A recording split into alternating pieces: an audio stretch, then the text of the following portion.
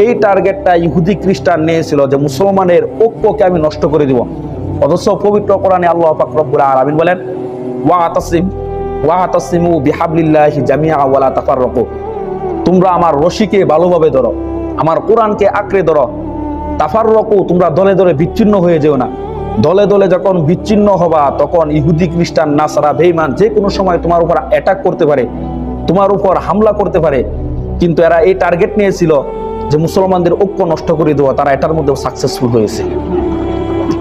বন্যার সময় পিঁপড়া দেখবেন, পিপিলিকা পানিতে যখন ডুবে যায়, বন্যা আসলে যখন পিঁপড়াগুলা পানিতে ডুবে যায়, দেখবেন একের পর এক পিঁপড়া তারা একত্রিত হয়।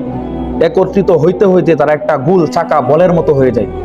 বলের মতো হয়ে এই বন্যার পানির উপর তারা ঘুরতে থাকে ঘুরতে থাকে ঘুরতে থাকে।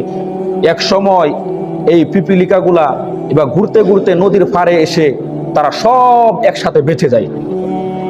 এর দ্বারা এটাই বুঝালাম যে পিঁপড়া সব একত্রিত হয়ে ঐক্যবদ্ধ হয়ে এই বন্যার পানি থেকে তারা বেঁচে গেল।